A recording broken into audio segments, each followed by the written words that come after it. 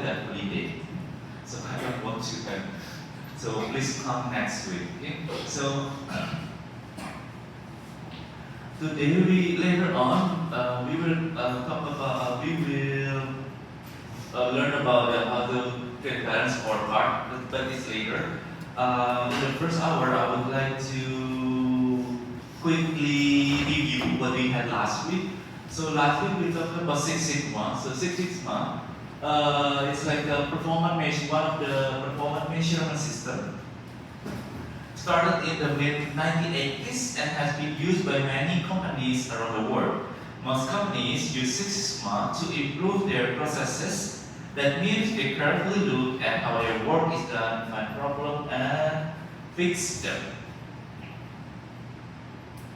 One of the examples of the company that implement Six Sigma is Motorola. That they use Six Sigma to measure and manage performance, not just improve processes, and it helps track how well key processes are running and help make the whole business perform better. Six Sigma focuses on reducing mistakes or defect. Defect is if defect is something that if you produce but it's not good, so you need to throw it away because it's, for example, the quality is not good, so you need to throw it away. So Six Sigma focus on reducing mistakes or defect in business processes. And of course, the name of Six Sigma is come from the Greek letter. It's from Greek. There's a letter sigma which is used in statistics to measure variability or how much things go wrong. In many businesses, it's very normal to have a lot of mistakes. For example, in numbers. Okay, but for example, if you are in a production process with 3 to 4 sigma performance, there are about 6,200 to 67,000 defects for every 1 million opportunities. So if you would like to produce 1 million product, most likely there is a defect or bad quality product around 6,200 to 67,000. So it's very big. So that's why, even though it's pretty much big a number, so we need to reduce. Okay. Six Sigma not only works in the manufacturer or factory, but also works in insurance company, for example. So, for example, in insurance company that processes 1 million claims, with average processes 6,200 to 67 million of those claims may have error or wrong information, even not only when you produce a product, but also in daily insurance or administrative things. Still, there is a chance or an opportunity to have error. However, with Six Sigma, the goal is to reduce the number of mistakes to 3.4 defects per million opportunities and almost 0 defect. So Six Sigma is not only about the factory. Motorola, one of the biggest company, they invented Six Sigma and to improve their factory process or manufacturing processes. In the 1980s, Motorola's products like mobile phone, pagers had too many defects, and they used Six Sigma to analyze every step in their production process, find where errors were happening, and fix those problems. As a result, they reduced defects significantly, their product quality improved, they saved billions of dollars in cost, and the Motorola succeed to implement Six Sigma. Another company like General Electric or GE adopt Six Sigma too. So they also, so Motorola success. Why we don't follow what Motorola did? So General Electric or GE apply Six Sigma not only in manufacturing, not only in factory, but also in services like customer support, making their whole business more efficient.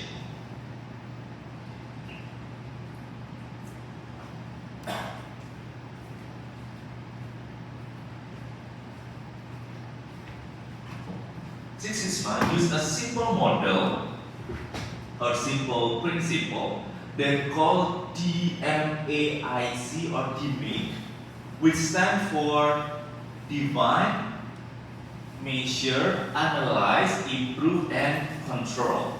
Okay, so they use this kind of things, DMAIC, DMAIC, or Define, Measure, Analyze, Improve, and Control. So these models helps companies improve their processes in a step-by-step way, and is similar to how people solve problems in everyday life.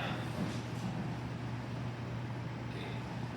Take a look one by one. Define is clearly describe what you want to improve, set goals and boundaries, and also at the company level, this might be about improving profits.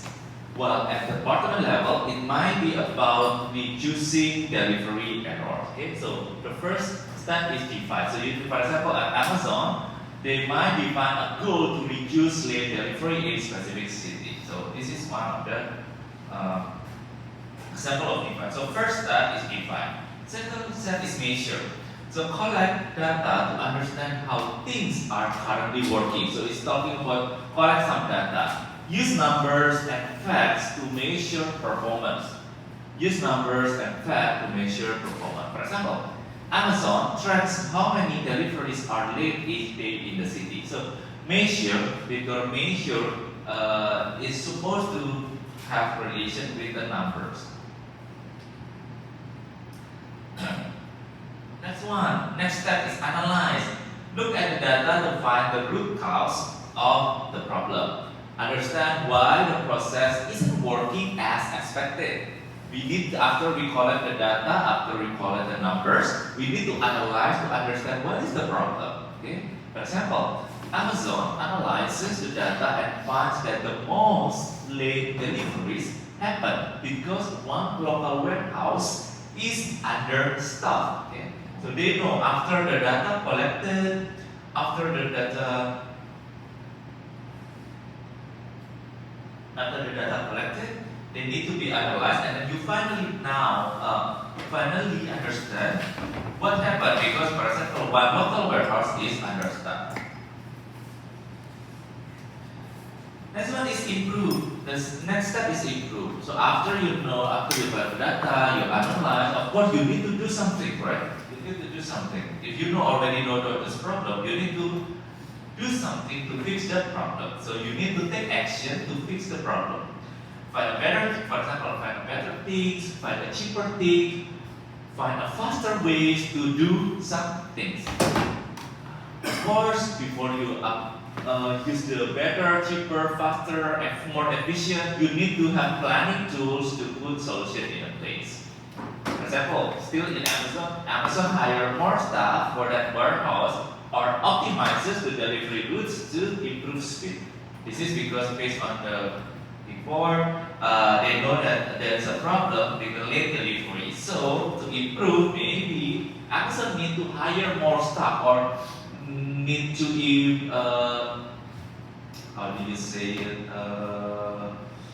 Invest new machine.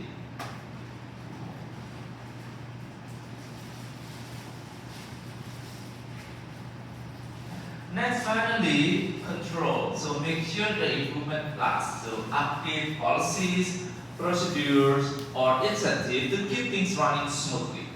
For example, Amazon updates scheduling rules to make sure the warehouse stays fully staffed, preventing the same problem from happening again. So, of course, after you improve, you cannot like, okay, 1 day or 1 month, and then you're, okay, it's finished. And then you ignore. So you need to control to maintain the result.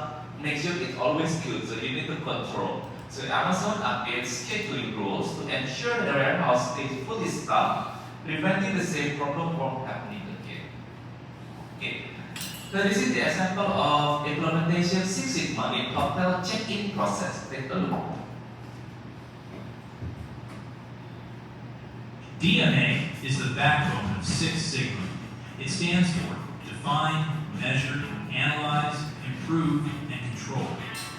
Think of it as a roadmap that hotels can follow to solve problems and improve guest service. Let's walk through each step using a real example. Reducing check-in time at a busy hotel. First step is define. In this step, the hotel identifies the problem. For example, guests are complaining about long check-in times, especially during peak hours. The goal is to reduce the waiting time and improve first impressions. The second step is measure. Here, the hotel collects data over 2 weeks. Continuing the example, they find that the average check-in time is 12 minutes, while guest expectations are closer to 5 minutes. The third step is to analyze. Here, the data reveals that delays happen because front desk staff are multitasking too much, processing payments, manually filling out forms, and answering guest questions all at once. The fourth step is to improve where solutions are introduced.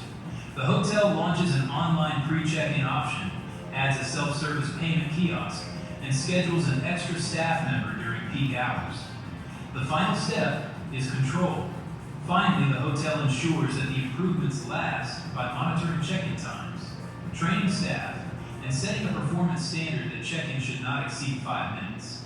Okay, so they say that even the Six Sigma or DMA, define, measure, analyze, and then improve and control also can be implemented in the hotel. For example, during the peak season, there is a goal to improve the flow of the hotel. For example, the hotel collect data over 2 weeks and they find that the average check-in time is 12 minutes, while guest expectations are closer to 5 minutes. So, because of the trace data, they need to analyze. Then analyze on, especially there is a delay in the front desk and have a process when they're processing payment, filling out the form and answering guest question. So they need to improve. For example, introduce hotel lounge online pre-check-in option, self-service payment, or extra staff, extra employee. So that's the things they can help. And finally, to control, of course, they need to have a supervisor to monitor, to give a training, or to make sure that everything is under 5 minutes. Okay, so in 5 minutes. So this is so the Six Sigma and DMA is not only in the manufacturing but also implemented in the hotel. Okay. However, there is in the new era. There's not they develop not only DMA but also DMA-DV, define, measure, analyze, design, and verify. There's another thing. Some of the company also develop this. Some company also combine Lean with Six Sigma. Lean is which focus on reducing waste and making things faster, and Six Sigma reduce defect. It's different, right? Lean is to reduce waste and making things faster, while Six Sigma reduce defect. Something totally different, but when they're combined together, of course, the result is much better. The save time, money, improve quality at the same time. This is the example. Toyota uses Lean Six Sigma. Not only before Motorola, they only use Six Sigma, but Toyota, they combine these two methodology, Lean plus Six Sigma, to make their car manufacturing faster, cheaper, with fewer defects, which help them stay competitive. I have a video.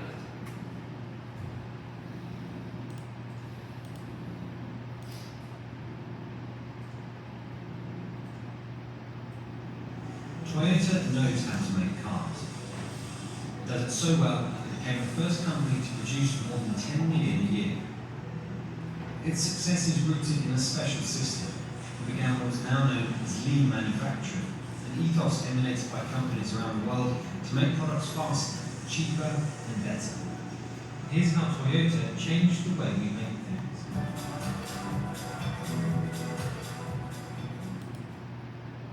Following the Second World War, Japan was left in a precarious economic position. Steel and other metals are scarce. Already disadvantaged by lacking natural resources, materials were hard to come by, and companies had to be creative to compete. Toyota's founder, Sakichi Toyoda, had started a loom business, but it was his son Kichiro who founded the motor company in 1937. They were used to working within narrow margins, as the short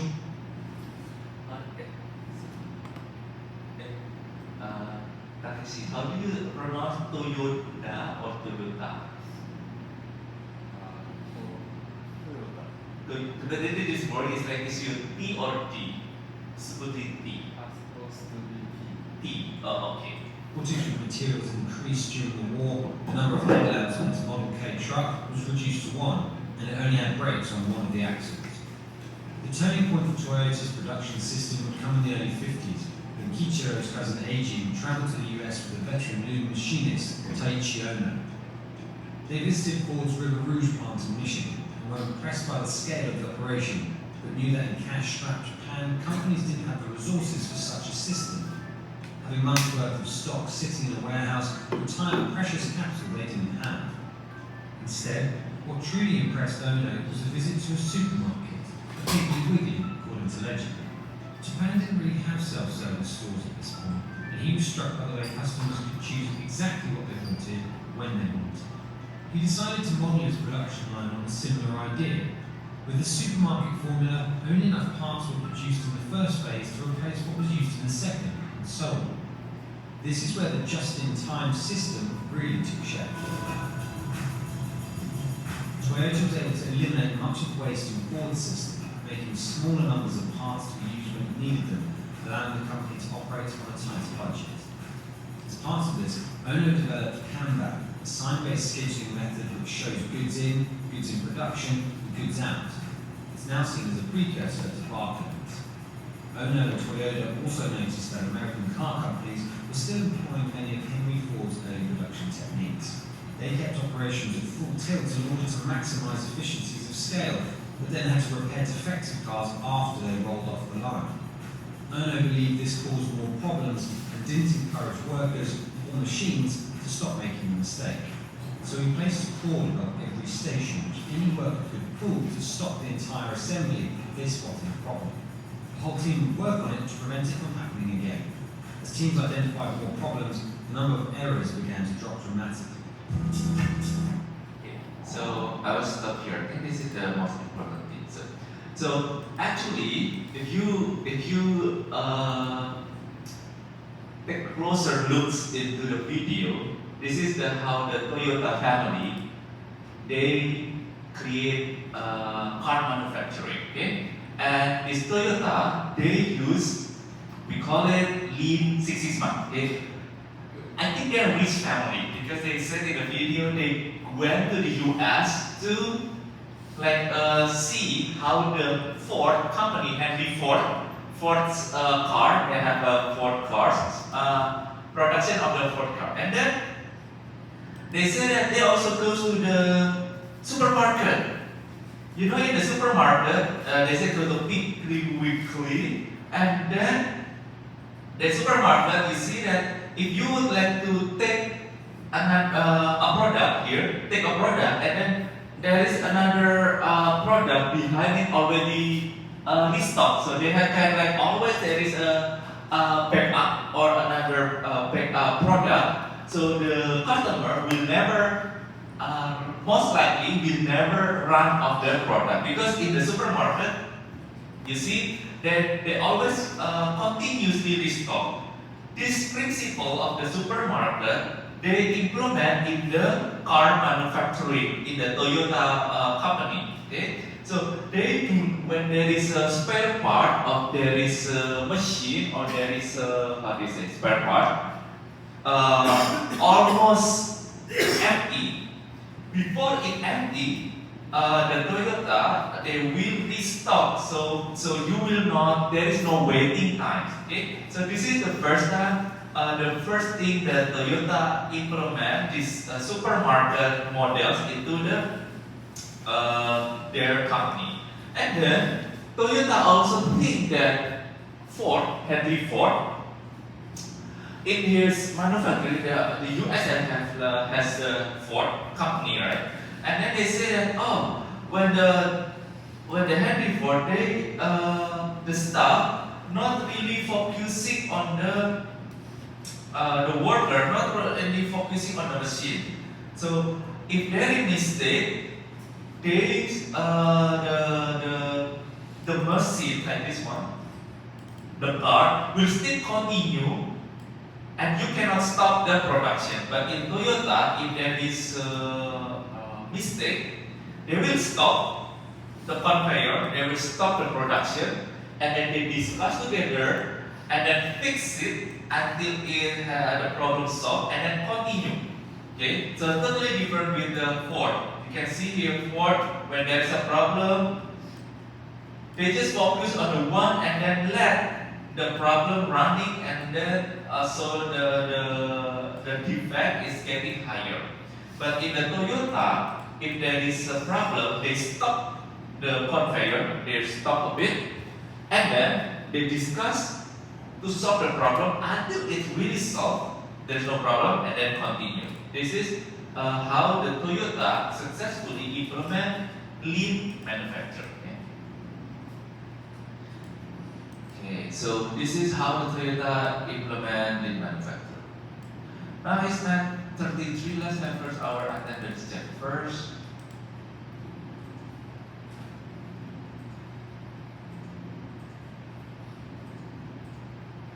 Please scan the QR code for first hour attendance.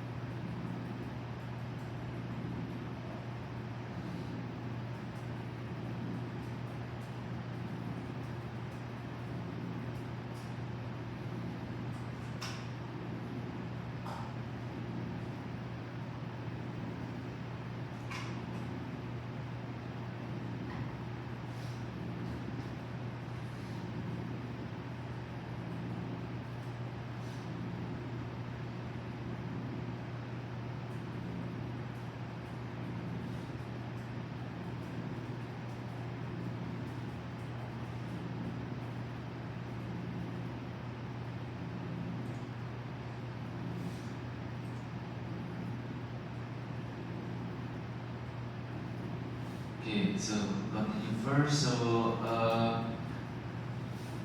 we're talking about Lean plus Six Sigma. So Toyota uses Lean Six Sigma, not only Lean but also plus Six Sigma. Okay, and then there is another company, they combine balance scorecard and Six Sigma. For example, GE, General Electric. GE uses Six Sigma to improve their quality of their product and reduce defect in manufacturing. At the same time, GE uses balance scorecard to track company-wide goals like financial performance, customer satisfaction, and internal efficiency and employee development. So Toyota uses Lean plus Six Sigma, while GE, General Electric, is for the they produce like washing machine or TV. They using the electronic company. They use balance scorecard plus Six Sigma. Okay. By using both, GE or General Electric ensures that small process improvement, which is we call Six Sigma, align with their bigger picture company goal or balance scorecard. Because balance scorecard is for the KPI, right? For goal. Today we learn how to create balance scorecard for your final exam next week. So let's take a look how GE implement BSC or balance scorecard and Six Sigma.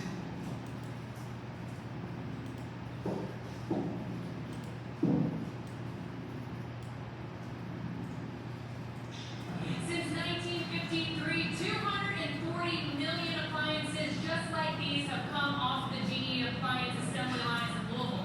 70 years later, the company is still one of the state's leaders in economic impact. Well, I mean, it's innovation of product. So if you think about what this whole campus has done, what GE Appliance has done, it's bringing innovation. Peter Pate, Vice President of Closed Care for GE Appliances, says that's how the company is able to bring in $7.4 billion in GDP annually for the state of Kentucky. So if you think about the first self-cleanup, a refrigerator that brews coffee, a washing machine that has Alexa on board, that can be your laundry assistant. Things you would have never thought about if you look back 70 years. In 1953, the first appliance made at the Louisville plant was a dryer, something that's still being made here today. They're basically putting the guts of it in. They're putting the motor and the heating element and hooking up some wires and basically just the guts of the dryer that keep it going. Jennifer Brown has been with GE Appliances since 2007. Now she's a team lead for her line and helped design it herself. There is a lot to it, a lot more than I realized being just an assembly worker. I mean, details from the bottom up, where screws go, what jobs can work with what jobs, and who needs to do this. Brown is one of 8,500 employees in Louisville's GE Appliance Park, and Pate says he'll continue to be one of the city's biggest employers. If you look at the investment that we've made in this business, almost $2 billion across GE Appliances in the last 6 or 7 years, 800 million here in the appliance park. That's all about growing products. Our innovation has let us grow in the marketplace. We continue to get better, and we have plans to continue to invest. Patty Myers, WLKY News. Okay, so this is how the GE they use not only celebrate just already alone. This is a very long historic company, GE. They usually in the US are very famous for the electronic products, and they also implement the balance scorecard and Six Sigma. So the process is more efficient. Okay? So what makes a good performance measurement system? A good system for measuring performance isn't just about having a lot of numbers. It should be well designed and aligned with the company goals here. So you need to make sure that everything under measure. Mix of past, present, and future. Look at the historical data, current performance, and future prediction. So what makes a good performance measurement system? First one is the balance for all stakeholders. So consider the needs of shareholders, employee, and customers, supplier, and partner. Okay, so you cannot only focus on your manufacturing, but you need to also take care of your employee. If you just give a very well high-tech machine, very cool environment, cool production factory, but you didn't take care of your employee, then nobody would like to work for you. Customer also, please listen to your customer, supplier, and partner. So it's not only about the quality of the product, but also another aspect like employee, customer, supplier, and partner. Cascade is like a filter from top to bottom. Goals and measures should start with top leadership and connect to the each department. Realistic research-based targets. So set achievable goal based on fact, not guesses. So if I would like to sell 5 million, that's still achievable. Rather than I would like to sell 10,000 million. It's just like a out of the blue, which is like an impossible target. Okay. This is one of the examples. Expedia.com using KPI system. Last week we are talking a lot about KPI. KPI is key performance indicator. So Expedia is the online travel company uses a web-based KPI scorecard system to track performance. And of course they have some challenges. The first one is they need to define clear KPIs that show both result and drivers, and make sure that every department of KPI align with company primary objective. This shows that building an effective performance measurement system takes carefully planning and alignment across all levels of the organization.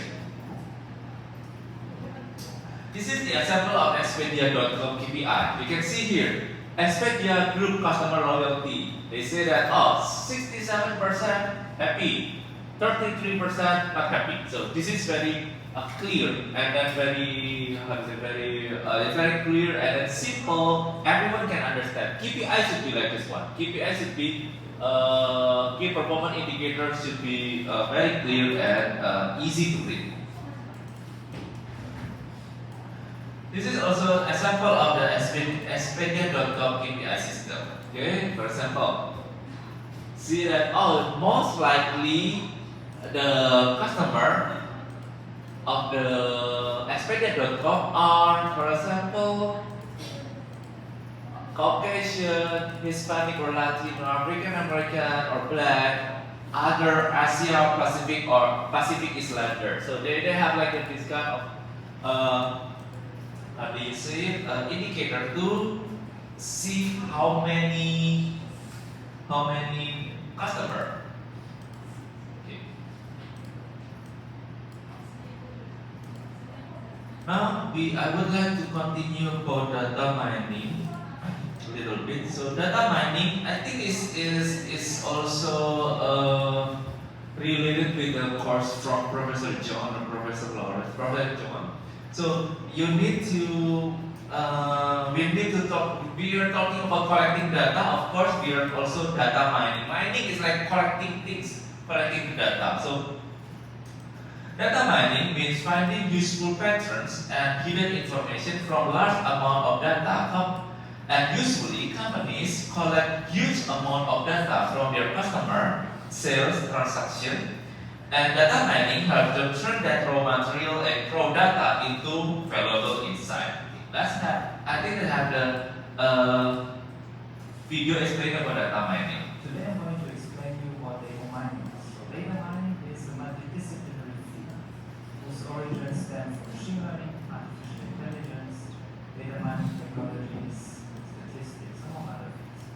But it is essentially a process of extracting previously unknown and useful information or knowledge, which we call patterns. And we do this from very large amounts of data. For example, here in the marine perception department, we use data mining to extract patterns from sensor data streams. Sensors such as aerial footage, drones, optical sensors, infrared, multispectral cameras, laser scanners, etc. And we do this in order to reduce environmental hazards in aquatic environments, such as plastic litter, soot, or oil. Data mining is actually a part of a larger process, which is known as the knowledge discovery for data process. And the process that you see displayed here is a very simplified version of the process, but it starts with a step of integrating and cleaning the data from various data sources into one data store. Then we need to transform the data to maybe usable for algorithms, for intelligent algorithms, because I'll stop you. I think this is a little bit difficult. So actually data mining is the process how you collect some data and then you process the data and then you can evaluate. That's the important thing. So you need to collect not only 10 data, 50 data, but 100 or million. Okay. So if this is the assumption or the example. Just imagine that you're digging through mountains of information and to find gold nuggets. Okay. In this case, useful pattern, trend, and prediction that our business will improve. So you have to like a mine digging, or you would like to collect a lot of data as like a very big data, like a lot of data, like in a mountain. Okay. One famous expert like Dr. Arno Penzias, the Nobel Prize winner and former Bell Labs scientist, predicted that data mining would be one of the most important tools for businesses. He said companies that don't use data mining risk going out of business. So that's why you attended Professor John class about the machine learning. Machine learning is also related with data mining. Okay. Thomas Davenport, also a well-known business expert, also said that using data mining and analytics gives companies a big competitive advantage. For example, Amazon uses customer data to suggest product and improve service. If you go to Amazon.com, if you they will give you some suggestion of the product, right? Because they, this is top seller, or many people buy this product this week, so they will give you some suggestion. Maybe you also need that one. Okay.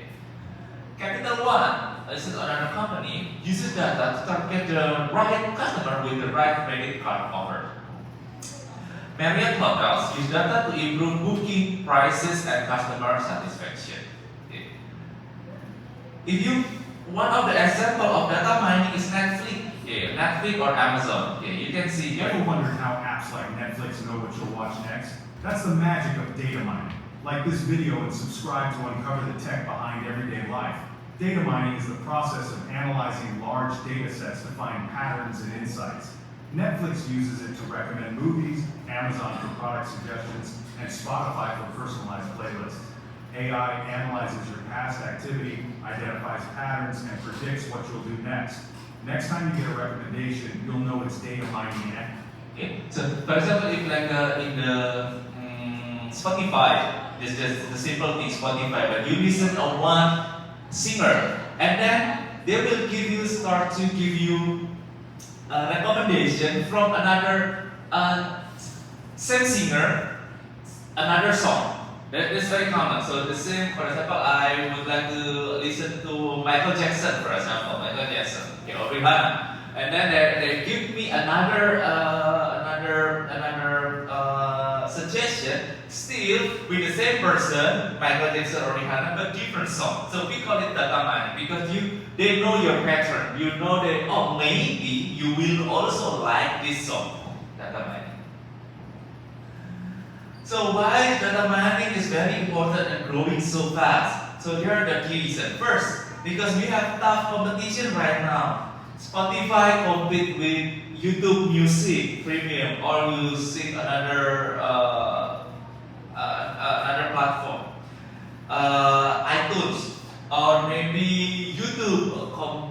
They compete with another, or Disney Plus compete with Netflix. Okay, so there are a lot of competition. So companies must better understand their customer to survive.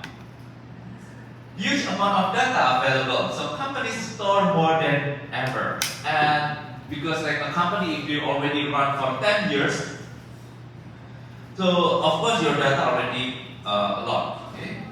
Better technology is now cheap and easy to store and analyze massive amount of data. Okay. So now companies put all their important data in one place, and also they collect data from new fields. For example, the internet produces massive amount of data daily.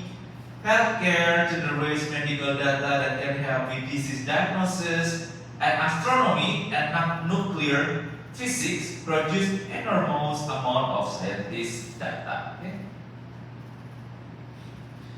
Okay. However, data mining somehow they have a disadvantage. For example, fraud detection and customer behavior analysis. I will explain it later. We can take a break for 10 minutes and come back 10 minutes later.